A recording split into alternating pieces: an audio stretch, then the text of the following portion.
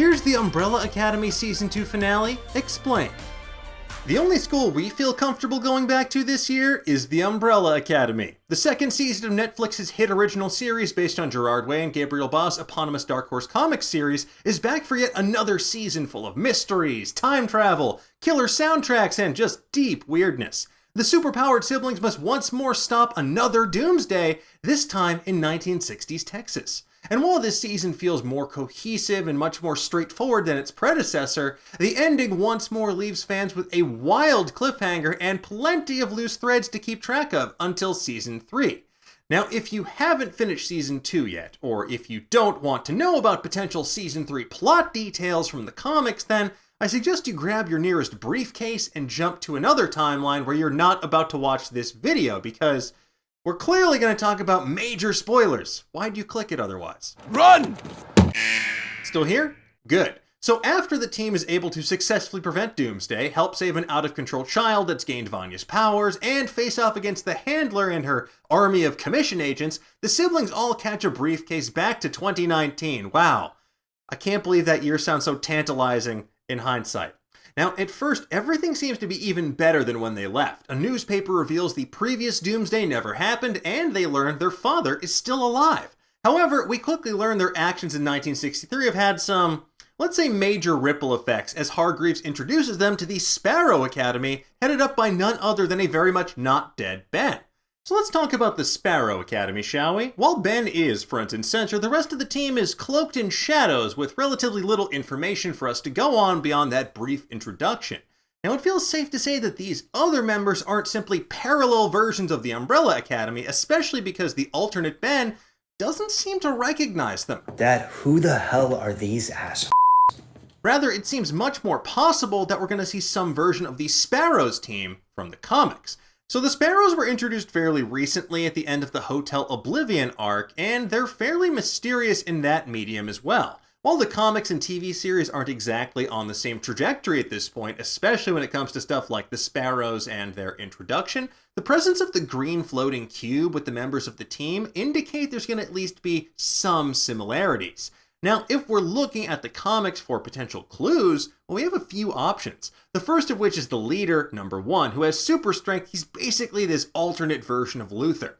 He's also probably the member we know the most about from the comics, and also the least likely to make a direct transition to the small screen, because Ben was pretty clearly established as the number 1 of the show's version of the Sparrows team. So other than that, the comics only revealed the powers of 3 other members, 2 female characters who have the ability to turn into a murder of crows and release a blast of energy from their face, respectively, and another unnamed member whose body is sort of this gray blob, and they have the power to inflict their own pain onto others, kind of like a voodoo doll. So the remaining members are basically human question marks, and they're likely going to be explored in the upcoming 4th volume of the comic book series, appropriately titled The Sparrow Academy. This means we'll very likely see a team of brand new characters make their way to the show, and there's at least one potential candidate we already know of, Lila. I'm Lila. In the season finale, we learned that she is actually one of the other 43 children born on October 1st, 1989, and has the ability to mirror the powers of others around her.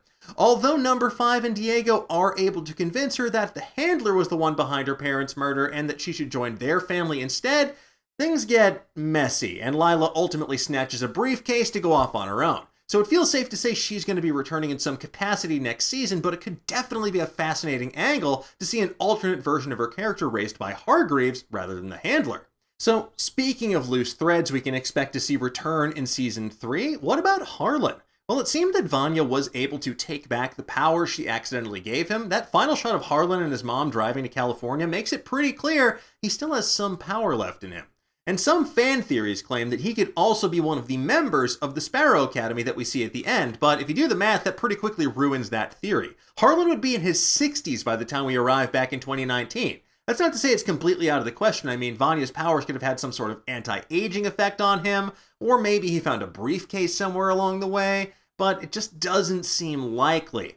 What does seem likely, though, is seeing Harlan return next season as the main antagonist of Season 3. With the Handler seemingly gone for good and the Commission no longer out for the Umbrella Academy's blood, an old man Harlan as the main villain would be a perfect non-time traveling threat for this team to face off against. Not to mention his look in the car in that final shot was pretty sinister. And he's already got a great evil origin story with the whole having murdered his dad thing. You know, that old plot twist.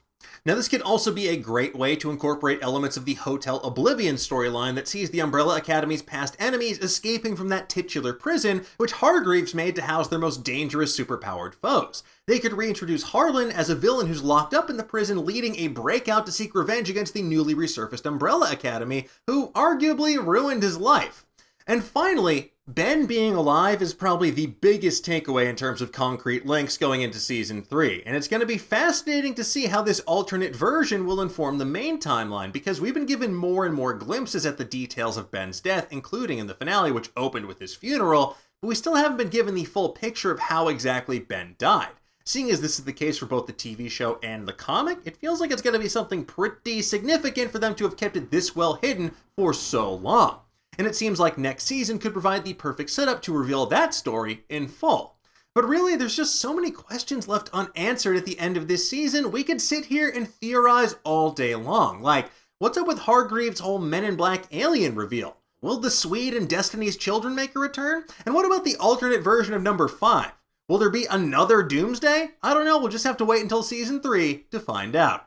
But in the meantime, tell me, what do you think? Are there any plot threads that we missed? What would you like to see actually happen in Season 3? Let's discuss in the comments below. Thank you so much for watching. If you enjoyed this video, please consider liking and subscribing to our channel. And if you want to get notified every time we go live with a brand new show or drop a new video, hit that little bell down below, and that way you're going to be up to date on all the latest theories, news, and rumors in the pop culture world.